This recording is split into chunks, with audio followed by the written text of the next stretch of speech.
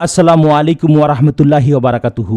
প্রিয় ভাইরা, আপনারা শুনছেন বারজাখি জীবনের তৃতীয় এবং শেষ পর্ব। ভিডিওটি ভালো লাগলে একটি লাইক করবেন, কমেন্ট করবেন এবং শেয়ার করতেও ভুলবেন না। কবরের আযাব হতে মুক্তির উপায়। এ ব্যাপারে ইবনে কাইয়ুম রাহমাতুল্লাহি আলাইহি বলেন, কবরের আযাব থেকে মুক্তিদানকারী কারণসমূহ দুই প্রকার: সংক্ষিপ্ত ও বিস্তারিত। সংক্ষিপ্ত কারণ: সেই সকল কারণ থেকে বিরত থাকতে হবে যা কবরের শাস্তি বয়ে আনে। কবরের শাস্তি থেকে বাঁচার উপায় হল মানুষ ঘুমের পূর্বে 1 ঘন্টা সময় আল্লাহর জন্য ব্যয় করবে। তাতে সে পুরো দিনের লাভ লোকসানের হিসাব সম্পর্কে নিজেকে জিজ্ঞাসা করবে।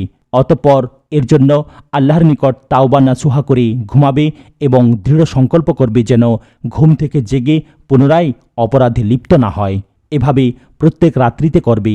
অতঃপর সে যদি ওই রাত্রিতে মারা যায় তাহলে সে তাওবার উপর মারা যাবে। আর যদি ঘুম থেকে জেগে যায় তবে সময় বেশি পাওয়ায় আনন্দ চিত্তে কাজের জন্য ভবিষ্যৎ সুখী হয়ে জাগল, যেন সে তার রবের দিকে অগ্রসর হয়ে হারানো জিনিস পেতে পারে। এ প্রকার ঘুম থেকে বান্দার জন্য আর কোনো জিনিস নেই। বিশেষ করে ঘুম না আসা পর্যন্ত সে যদি রাসূলুল্লাহ সাল্লাল্লাহু আলাইহি ওয়াসাল্লামের সুন্নাতের উপর আমল করে এবং জিকির আজকার করে, আর এ কাজের তৌফিক আল্লাহ তাকেই দিয়ে থাকেন। তিনি যার মঙ্গল চান, নিশ্চয়ই তিনি সর্বশক্তিমান। বিস্তারিত বর্ণনা। কবরের আযাব সম্পর্কে রাসূলুল্লাহ সাল্লাল্লাহু আলাইহি ওয়াসাল্লাম থেকে বর্ণিত কতগুলো হাদিস উল্লেখ করব। ইমাম মুসলিম রাহমাতুল্লাহি আলাইহি তার সহিহ মুসলিমে সালমান ফারসি রাদিয়াল্লাহু তাআলা আনহু থেকে বর্ণনা করেছেন। তিনি বলেন, রাসূলুল্লাহ সাল্লাল্লাহু আলাইহি সাল্লামকে বলতে শুনেছি যে তিনি বলেছেন, 1 দিন 1 রাত্রি সীমান্ত পাহারা দেওয়া 1 মাস সাওম পালন করা এবং কিয়াম করা থেকে উত্তম। আর যদি সে মারা যায় তবে যে কাজের উপর মারা গেছে সে কাজের উপর ভিত্তি করে পুণ্য পেতে থাকবে। সেই কাজের সওয়াব তার উপর জারি থাকবে, তার রিজিক চলতে থাকবে এবং ফিতনা থেকে নিরাপদে থাকবে। রিবাত শব্দের অর্থ কাফিরদের হাত থেকে মুসলিমকে রক্ষার জন্য সীমান্তে অবস্থান করা। সুগুর বলা হয় প্রত্যেক এমন জায়গাকে যার অধিবাসী শত্রু দ্বারা আতঙ্কিত এবং শত্রুরা তাদের দ্বারা আতঙ্কিত। রিবাতের ফজিলত অনেক বেশি এবং পুণ্যও অধিক। তন্মধ্যে সর্বোৎকৃষ্ট রিবাত হল যে সীমান্তে আতঙ্ক বেশি থাকে। এতে কি নিরাপত্তা বাহিনী সামিল হবে, যারা মুসলিমদের মঙ্গলের জন্য সার্বিক দিক দিয়ে পাহারা দেয়? বাহ্যিকভাবে বলা যায় হ্যাঁ, তারাও এতে সামিল হবে, কিন্তু পুণ্যের আশা আকাঙ্ক্ষা রাখতে হবে। এ ব্যাপারে রাসূলুল্লাহ সাল্লাল্লাহু আলাইহি ওয়াসাল্লামের একটি বাণী উল্লেখ করা যেতে পারে।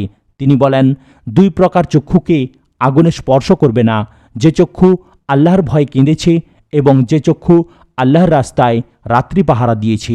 কবরের আযাব থেকে মুক্তির উপায় হল ইমাম নাসাই কর্তৃক রাসূলুল্লাহ সাল্লাল্লাহু আলাইহি ওয়াসাল্লামের এক সাহাবী থেকে বর্ণিত হাদিস দ্বারা যা সাব্যস্ত হয়েছে। তিনি বলেন, এক ব্যক্তি বলল, মুমিন ব্যক্তিদের কি হলো যে শহীদ ব্যতীত সকলেই তাদের কবরে ফিতনার সম্মুখীন হয়? তিনি বললেন, শহীদদের মাথার উপর তলোয়ারের ঝলকানির পরীক্ষাই তার জন্য যথেষ্ট। ইমাম নাসাই ও ইবনে মাজাহ সহ অন্যান্যরা বিশুদ্ধ সনদে মিকদাদ ইবনে মাদি কারিব রাদিয়াল্লাহু তাআলা আনহু থেকে বর্ণনা করেন। তিনি রাসূল সাল্লাল্লাহু আলাইহি সাল্লাম থেকে বর্ণনা করেন, তিনি বলেন, শহীদদের জন্য আল্লাহর নিকট 6টি গুণ রয়েছে। 1. তার রক্ত প্রবাহিত হওয়ার সাথে সাথেই তাকে ক্ষমা করে দেয়া হয়। 2. জান্নাতে তার স্থান দেখিয়ে দেয়া হয়। 3. কবরের আযাব থেকে তাকে রক্ষা করা হয়। 4. মহা আতঙ্ক থেকে তাকে নিরাপদে রাখা হয়। 5. ইমানের জন্য ইমানের চাদর পরিধান করিয়ে দেয়া হয়। 6. হুরদের সাথে তাকে বিয়ে দেয়া হয়। এবং 7. তার আত্মীয় স্বজনদের মধ্যে 70 জনের ব্যাপারে সুপারিশ গ্রহণ করা হবে। এই শব্দগুলো ইবনু মাজাহ তিরমিজিতে এসেছে যে তার মাথায় ইয়াকুত পাথরের টুপি পরিয়ে দেয়া হবে, যা পৃথিবী এবং এর সকল জিনিস থেকে উৎকৃষ্ট। 72 জন হুরের সাথে বিবাহ দেয়া হবে এবং তার আত্মীয় স্বজনদের মধ্যে 70 জনের ব্যাপারে সুপারিশ গ্রহণ করা হবে। এটা হলো আল্লাহর রাস্তায় জিহাদ এবং এতে শহীদ হওয়ার কতিপয় ফজিলত। কবরের আযাব থেকে মুক্তির উপায় সম্পর্কে আরও এসেছে, যা আবু দাউদ, তিরমিজি, ইবনু মাজাহ এবং নাসাইতে আবু হুরায়রা রাদিয়াল্লাহু তাআলা আনহু থেকে বর্ণিত।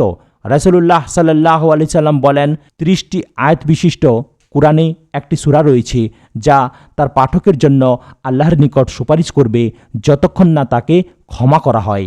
এ হাদিস সহ সাহাবীদের এরকম যত আমল রয়েছে তা প্রমাণ করে যে যে ব্যক্তি সূরা মুলক নিয়মিত পাঠ করবে এবং এর প্রতি আমল করবে নিশ্চয়ই তাকে কবরের আযাব থেকে তা রক্ষা করবে। কবরের আযাব থেকে মুক্তির আরও উপায় হল রাসূলুল্লাহ সাল্লাল্লাহু আলাইহি সাল্লাম বলেন, যাকে তার পেটের কোনো রোগ হত্যা করে তাকে কখনো কবরে আযাব দেওয়া হবে না। এ হাদিস প্রমাণ করে যে যে ব্যক্তির পেটের রোগ হবে তাকে হায় হুতাশ না করে ধৈর্য ধারণ করে আল্লাহর নিকট পুণ্যের আশা করতে হবে। আর যদি তার পরিবারও এ আশা করে তারাও সওয়াব পাবে।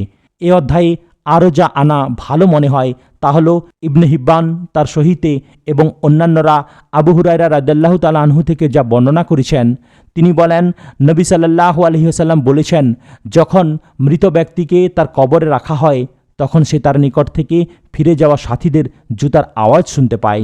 অতঃপর সে যদি মুমিন হয় তবে সালাত তার মাথার দিকে, সাওম তার ডান দিকে, জাকাত তার বাঁ দিকে এবং সদকা, আত্মীয়তা বন্ধন, সৎ কাজ ও মানুষকে অনুগ্রহ করা এ সকল ভালো কাজ তার পায়ের দিকে থাকে। অতঃপর কবরের আযাব যখন তার মাথার দিক দিয়ে আসে তখন সালাত বলে, আমার দিক দিয়ে কোনো রাস্তা নেই।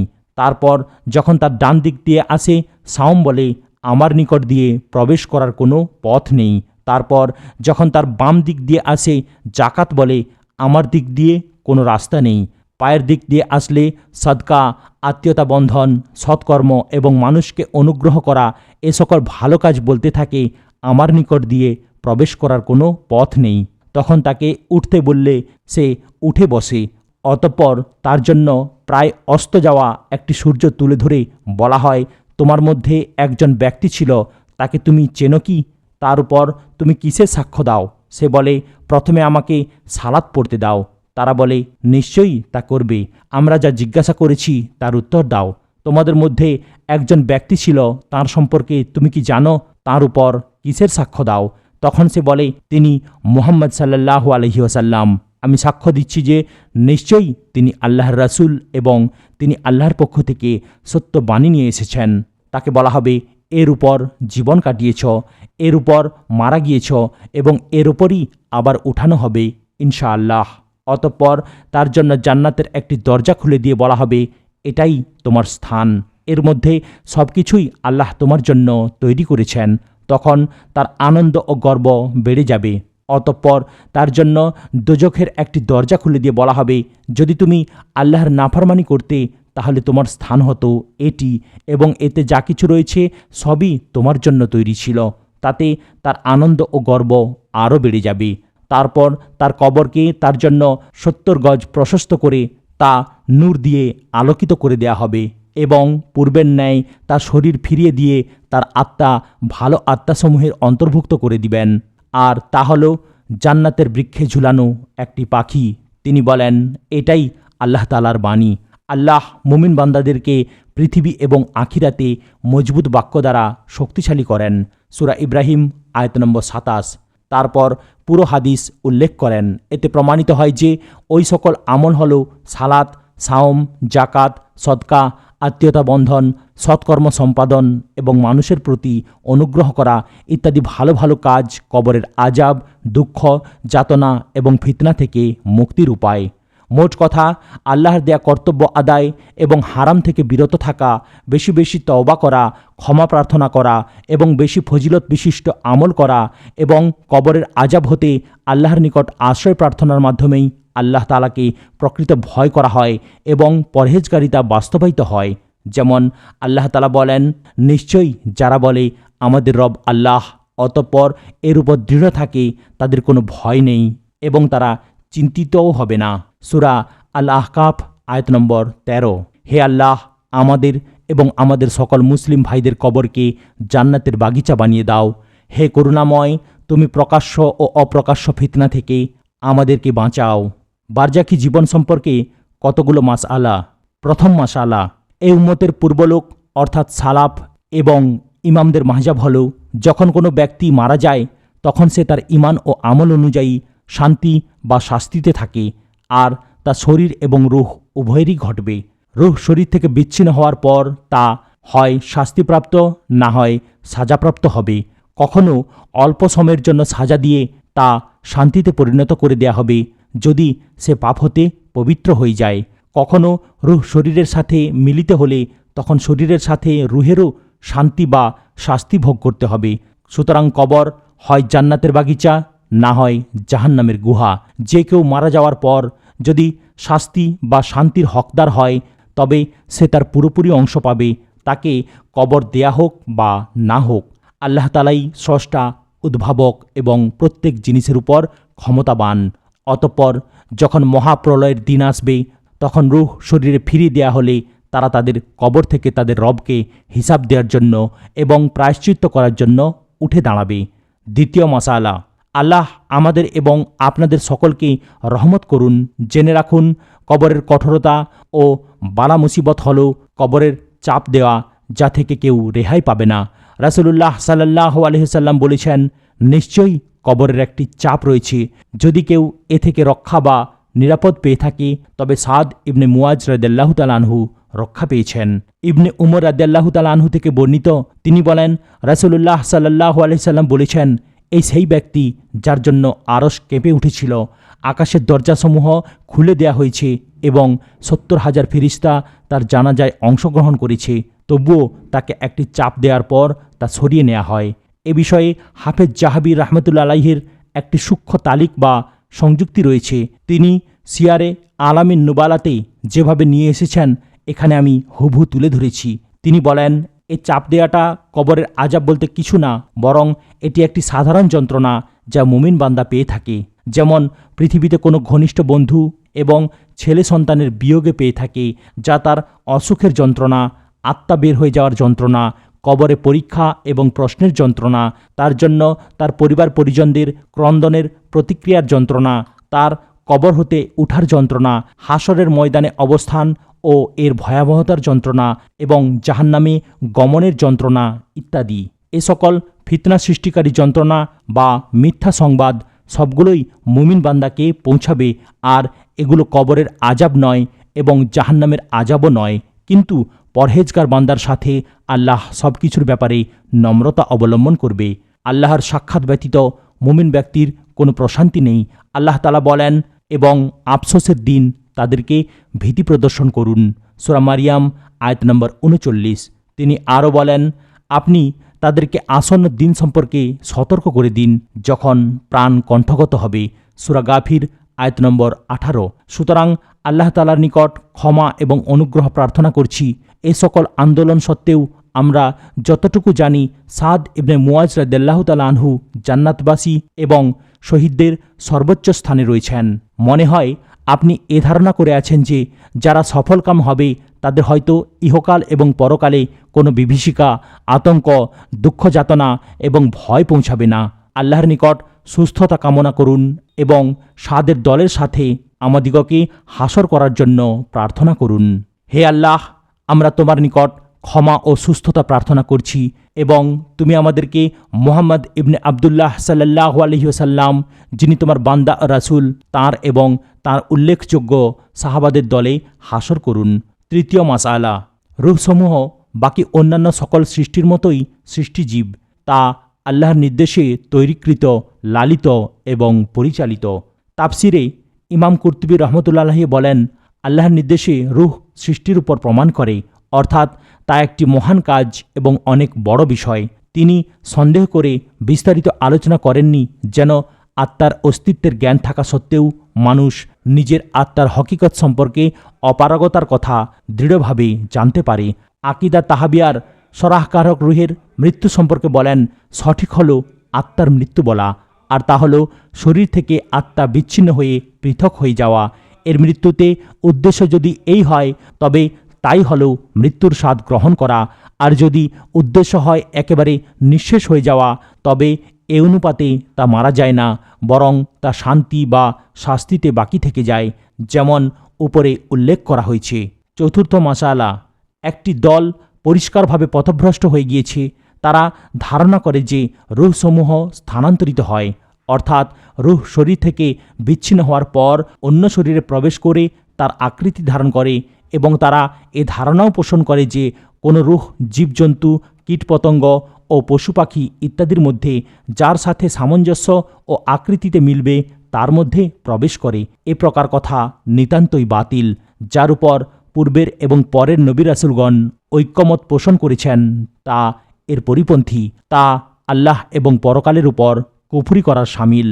এ বাতিল মাহজাব বহু পূর্বেই প্রকাশ হয়েছে, তবে আমাদের মাঝে তার নতুন পোশাক পরিধান করে আবার আত্মপ্রকাশ করেছে, যার নাম দেয়া হয়েছে আর রুহিয়া আল হাদিসা, নতুন আত্মা বা তাহজিবুর রুহ, রুহের উপস্থিতি।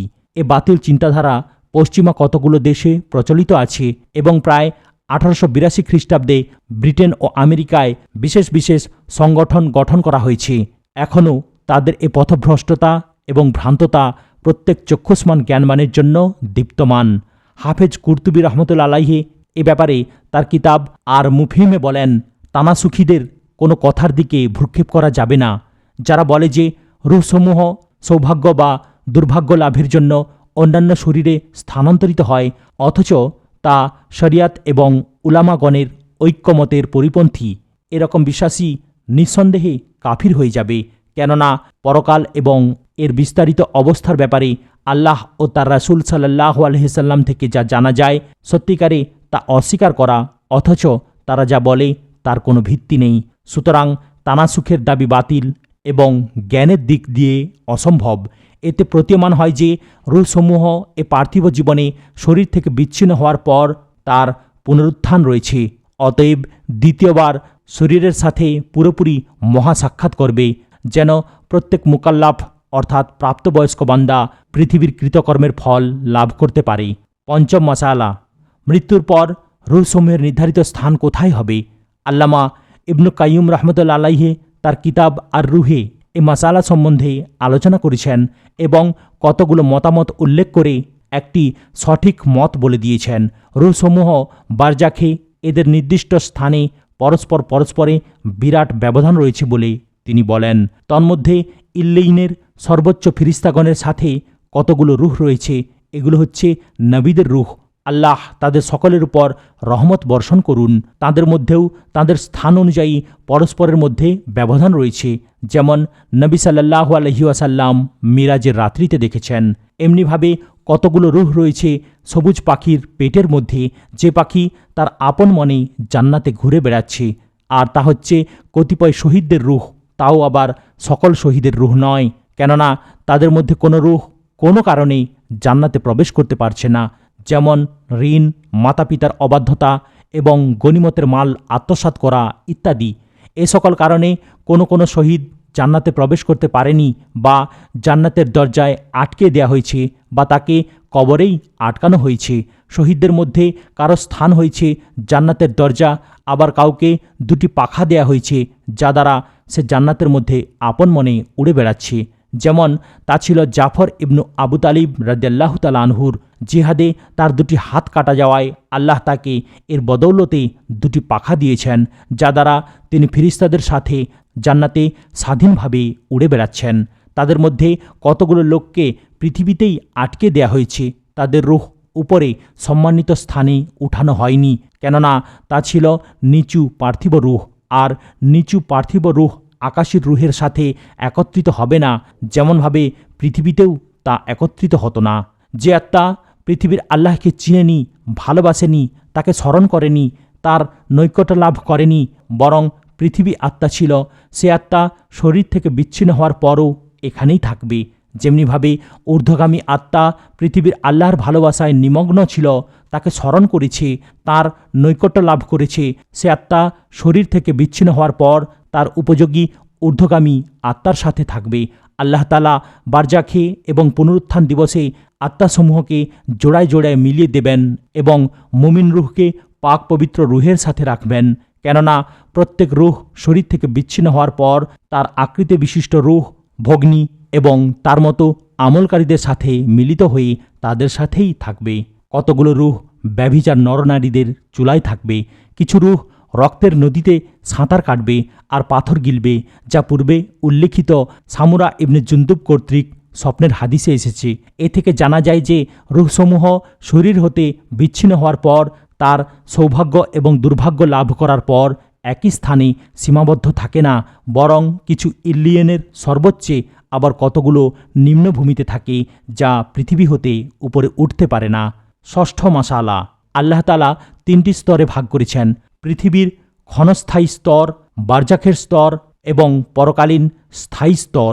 প্রত্যেক স্তরের জন্য নির্দিষ্ট হুকুম ও বিধান তৈরি করেছেন। মানুষকে শরীর ও রুহের সমন্বয়ে গঠন করে এই 3 স্তরের প্রত্যেক স্তরে এদের জন্য ভিন্ন ভিন্ন ক্ষেত্র ও বিধান তৈরি করেছেন। প্রথম স্তর পৃথিবীর জীবন। তা এমন একটি স্তর যাকে আত্মাসমূহ ভালোবেসে এর বুকে লালিত পালিত হয়েছে। এর ভালো মন্দ এবং সৌভাগ্য ও দুর্ভাগ্যের কারণগুলো উপার্জন করেছে। পার্থিব জীবনের স্তরের হুকুম শরীরের জন্য প্রযোজ্য, রূহসমূহ এর অনুগত, আর এজন্যই আল্লাহ তাআলা শরঈ হুকুম জিহ্বা ও অঙ্গপ্রত্যঙ্গের বাহ্যিক কর্মের উপর আরোপিত করেছেন, যদিও আত্মাসমূহ এর বিপরীত করে। ইহকালে শরীরের সাথে রুহের সম্পর্ক একটি বিশেষ ও গভীর সম্পর্ক, আর এ সম্পর্ক শুধু মানুষের ঘুমের সময় এবং মাতৃগর্ভে ভ্রূণ অবস্থায় থাকে। কেননা এক দিক দিয়ে শরীরের সাথে রুহের সম্পর্ক, অন্য দিক দিয়ে তা থেকে বিচ্ছিন্ন। দ্বিতীয় স্তর বারজাখী জীবন। তা পৃথিবীর স্তরের চেয়ে অনেক বড় এবং বিস্তৃত, বরং তা পৃথিবী অপেক্ষা এতই বড় বা বিস্তৃত যেমন মাতৃগর্ভ অপেক্ষা পৃথিবী বড় বা বিস্তৃত। বারজাখী জীবনের হুকুম বা বিধান রুহের উপর প্রযোজ্য হয়, শরীর এর অনুগত। পৃথিবীতে রুহ যেমন শরীরের সাথে মিলিত হলে এর দুঃখে দুঃখিত হয় এবং এর বিশ্রামে প্রশান্তি অনুভব করে, শরীরই আজাব বা শাস্তির কারণগুলো বয়ে আনে, তেমনিভাবে বারজাখে শরীরগুলো আজাবে এবং শান্তিতে রুহের অনুগত হয় এবং রুহসমূহ তখন শান্তি বা শাস্তি বয়ে আনে। কেননা রুহসমূহ বারজাখে যদিও শরীর হতে বিচ্ছিন্ন এবং পৃথক থাকে, কিন্তু কোনো অস্তিত্ব বাকি না রেখে একেবারে বিচ্ছিন্ন হয়ে যায় না, বরং শরীরের সাথে এর একটি বিশেষ অবস্থায় সম্পর্ক বাকি থাকে। এর প্রমাণ হলো কোনো মুসলিম সালাম দেওয়ার সময় শরীরে রুহ ফিরে দেওয়া সম্বন্ধে যা এসেছে এবং তার থেকে তার সাথীদের ফিরে যাওয়ার সময় জুতার আওয়াজ শোনার হাদিস, এছাড়াও অন্যান্য প্রমাণাদি রয়েছে। তৃতীয় স্তর পরকালীন স্থায়ী জীবন, আর তা হলো হয় জান্নাত না হয় জাহান্নাম। তারপরে আর কোনো স্তর নেই। আল্লাহ তাআলা স্তরে স্তরে ও ধাপে ধাপে রুহগুলো স্থানান্তর করে সেই স্তরে পৌঁছে দেন যা এর জন্য উপযোগী, এবং তাই তার জন্য সৃষ্টি করা হয়েছে এবং আমল করার জন্য তৈরি করা হয়েছে, যা তাকে সে স্তরে পৌঁছে দেবে। এ স্তরে শরীরের সাথে রুহের সম্পর্কই পরিপূর্ণ সম্পর্ক। উল্লেখিত সম্পর্কগুলো এর তুলনা হয় না। সুতরাং তা এমন এক সম্পর্ক যেখানে শরীর মৃত্যু, ঘুম এবং অরাজকতা গ্রহণ করে না, কেননা ঘুম হল মৃত্যুর ভাই। যে ব্যক্তি তা পরিপূর্ণভাবে জানতে পারে তার নিকট থেকে রূহ এবং এর সম্পর্কতার ব্যাপারে বহু উদ্ভাসিত প্রশ্ন দূর হয়ে যাবে। আল্লাহ তাআলা এর প্রস্তুতকারক ও সৃষ্টিকর্তা, মৃত্যুদানকারী এবং জীবনদাতা, এর সৌভাগ্য ও দুর্ভাগ্য দানকারী, যিনি এর মাঝে সৌভাগ্য ও দুর্ভাগ্য ভেদে বিভিন্ন স্তরে পার্থক্য রেখেছেন, যেমনভাবে পার্থক্য করেছেন এর উচ্চ স্তরে আমলে, শক্তিতে এবং চরিত্রে। আর যে ব্যক্তি প্রয়োজন অনুপাতে তা জানল, সে সাক্ষ্য দিবে যে আল্লাহ ব্যতীত কোনো যোগ্য উপাস্য নেই, তিনি এক ও অদ্বিতীয়, তার কোনো অংশীদার নেই, তার জন্যই সকল রাজত্ব, সকল প্রশংসা, তার হাতেই সকল মঙ্গল এবং প্রত্যেক কর্ম তার দিকে প্রত্যাবর্তন করে। তার জন্য সকল সামর্থ্য এবং শক্তি, সম্মান এবং কলাকৌশল এবং সার্বিক দিক দিয়ে তার পূর্ণতা রয়েছে। সে নিজের সত্তাকে চেনার মাধ্যমে সকল নবী রাসূলের সত্যতা জানতে পারবে।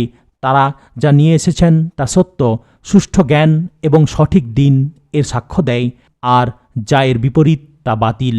সপ্তম মাসালা, মৃত ব্যক্তিগণ জীবিত ব্যক্তিদের জিয়ারত এবং তাদেরকে সালাম দেয়া সম্পর্কে জানতে পারে কিনা। ইমাম কাইয়ুম রহমতুল্লাহ আলাইহি এ মাসলা নিয়ে তার কিতাব আর রুহের প্রথম দিকে আলোচনা করে চূড়ান্ত সিদ্ধান্ত দিয়েছেন যে মৃত ব্যক্তি নিজে তার জিয়ারতকারীকে চিনে এবং সালামের উত্তর দেয়। তিনি এর প্রমাণও নিয়ে এসেছেন। প্রমাণপঞ্জি ইবনে আব্দুল বার এবং ইবনে আবুদ পৃথিবী ইবনে আব্বাস রাদিয়াল্লাহু তাআলা আনহু হতে তিনি নবী সাল্লাল্লাহু আলাইহি সাল্লাম থেকে বর্ণনা করেন, তিনি বলেন, কোনো মুসলিম পৃথিবীও তার কোনো পরিচিত মৃত ব্যক্তির কবরের পাশ দিয়ে অতিক্রমকালে তার উপর সালাম দিলে আল্লাহ তার রূহকে ফিরিয়ে দেন যেন সে সালামের উত্তর দিতে পারে।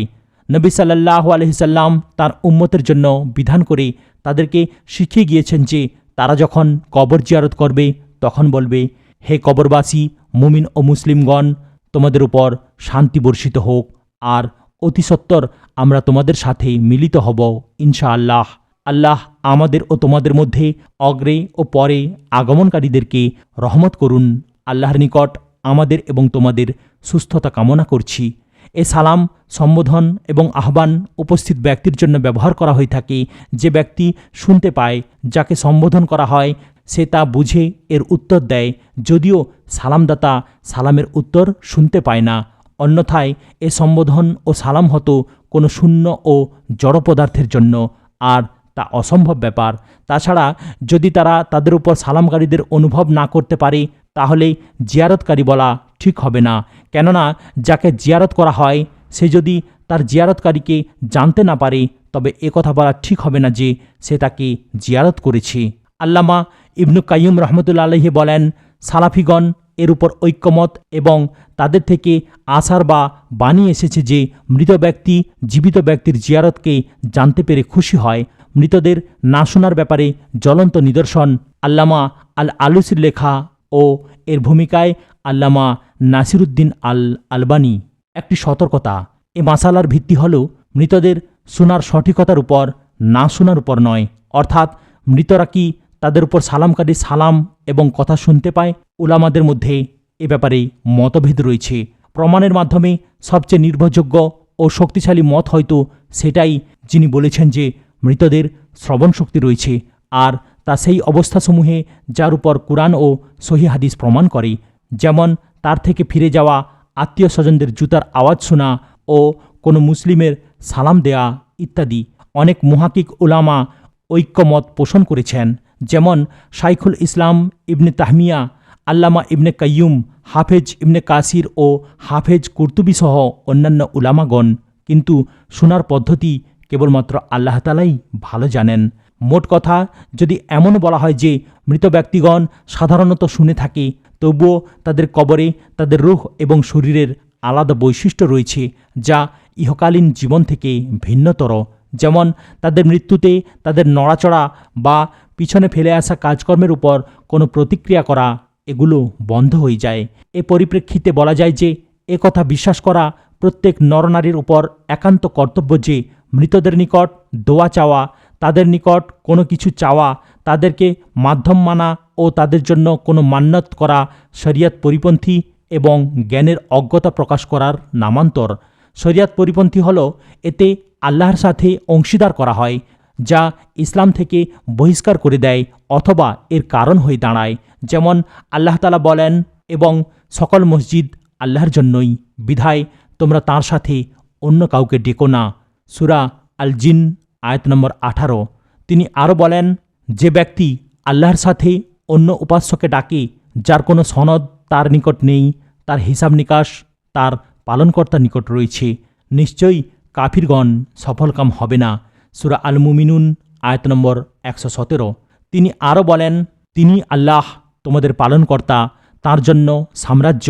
তার পরিবর্তে তোমরা যাদেরকে ডাকো তারা সামান্য একটি খেজুর আঁটির অধিকারীও নয়। যদি তোমরা তাদেরকে ডাকো তারা তোমাদের ডাক শুনবে না, শুনলেও তোমাদের ডাকে সাড়া দেবে না, আর কিয়ামতের দিন তোমাদের শিরককে অস্বীকার করবে। বস্তুত আল্লাহর ন্যায় তোমাকে কেউ অবহিত করবে না। সূরা ফাতির আয়াত নম্বর 13 এবং 14।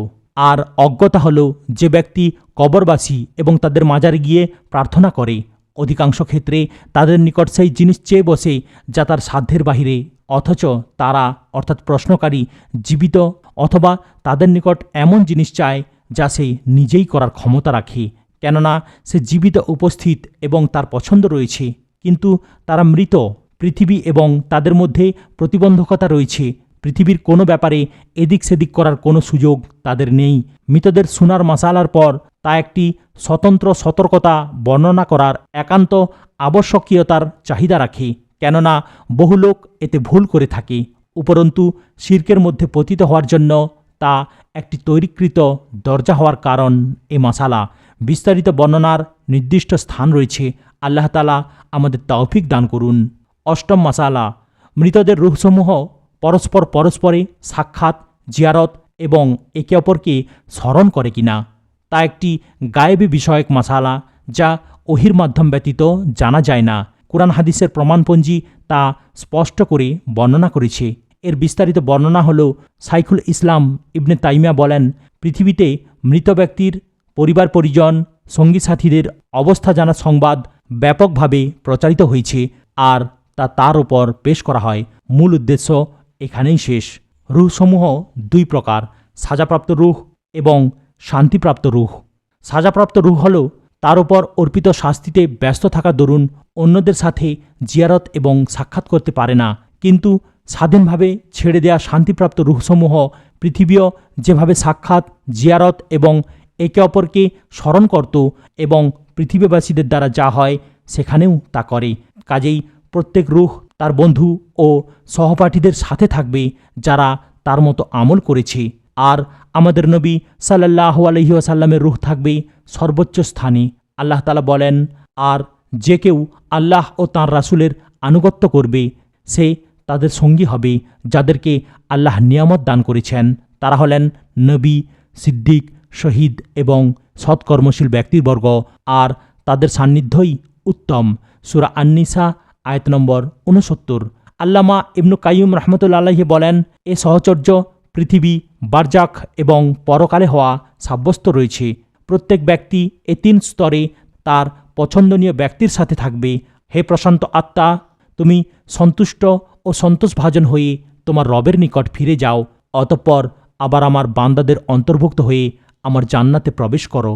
সূরা আল ফাজর আয়াত নম্বর 27 থেকে 30। অর্থাৎ তাদের মধ্যে প্রবেশ করে তাদের অন্তর্ভুক্ত হয়ে যাও। আর তা মৃত্যুর সময় রূহকে লক্ষ্য করে বলা হয়।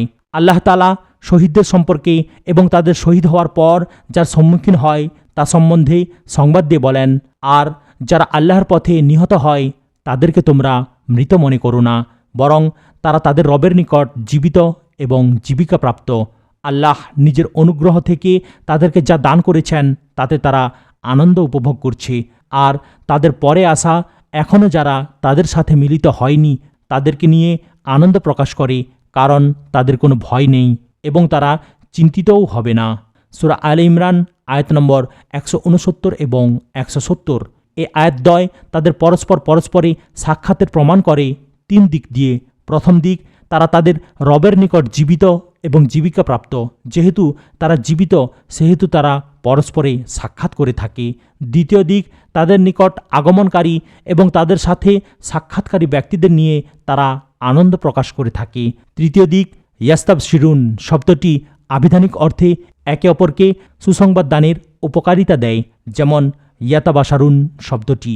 মৃত্যুর পর মুমিনদের রূহসমূহ পরস্পরের সাক্ষাতের আরও কিছু প্রমাণাদি হল, যা ইমাম নাসাই, ইবনে হিব্বান ও হাকিমের নিকট সহি সনদে আবু হুরায়রা রাদিয়াল্লাহু তাআলা আনহু থেকে এসেছে। তিনি বলেন, নবী সাল্লাল্লাহু আলাইহি সাল্লাম বলেন, যখন মুমিন ব্যক্তির মৃত্যু উপস্থিত হয় তখন তার নিকট রহমতের ফিরিস্তা শুভ্র রেশমি কাপড় নিয়ে এসে বলে, হে রূহ, অতি আনন্দের সাথে আল্লাহর সন্তুষ্টি ও বিশ্রামের দিকে বের হয়ে আসো, তোমার প্রতি আল্লাহ গোসা নন। তখন সে মিশকে আম্বরের ন্যায় সুগন্ধ নিয়ে বেরিয়ে আসে। তখন তাদের পরস্পরের সাথে সাক্ষাৎ লাভ হয়, এমনকি আকাশের দরজায় নিয়ে আসার পূর্ব পর্যন্ত। অতঃপর তারা বলে, তোমাদের পৃথিবী হতে আসা সুগন্ধি কতই না ভালো।